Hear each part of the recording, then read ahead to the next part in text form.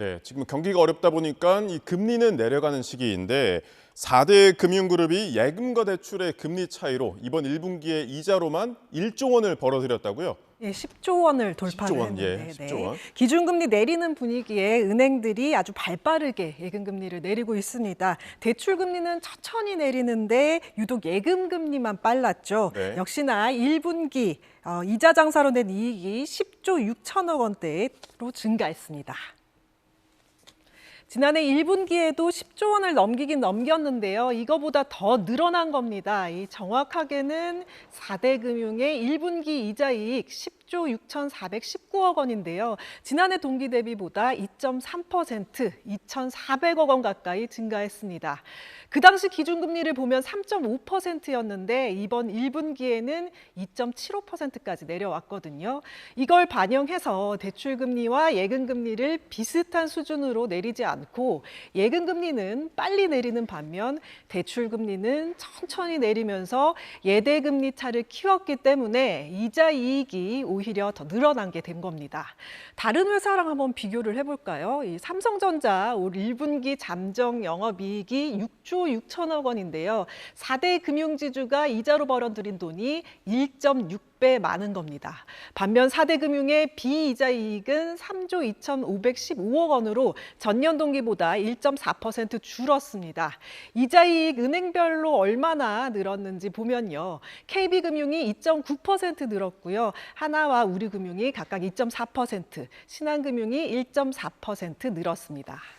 1분기 만에 10조 원, 어마어마한 숫자네요. 네. 이자이익이 이렇게 많아지면서 1분기 당기 순이익도 역대급 실적을 기록했다고요? 네, 4대 금융지주 올해 1분기 당기 순이익이 5조 원에 육박한데요. 이전 최대치인 지난해 3분기 실적을 뛰어넘어서 분기 기준 사상 최대 실적을 달성했습니다.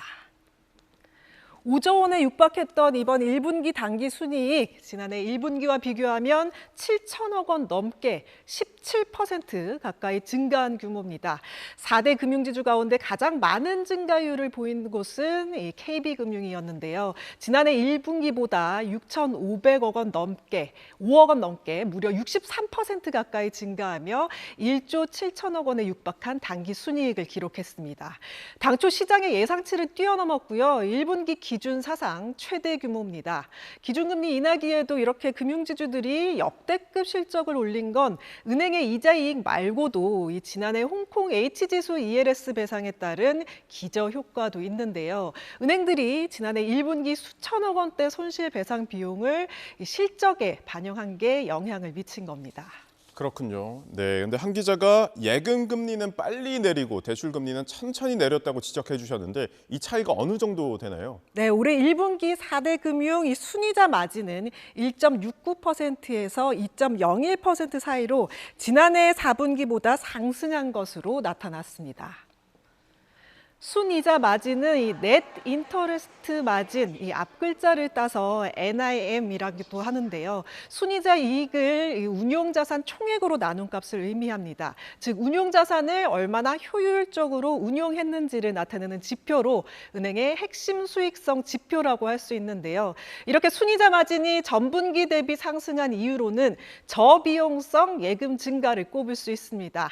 정기예금 금리가 떨어지고 또 시장 불확실성 이 커졌잖아요. 그러면서 이 돈을 어디에다 투자해야 하나 이렇게 대기하고 있는 유동자금이 많아지고 있는 영향으로 저원가성 예금, 그러니까 낮은 금리를 주는 예금 상품 비중이 늘어났다는 뜻입니다. 4대 은행의 정기예금 최고금리는 지난 26일 기준으로 연 2.58%에서 2.7% 사이에 형성돼 있는데요. 기준금리인 2.75%보다도 낮은 수준입니다. 이런 상황에서 대출은 1년 사이에 확 늘었습니다.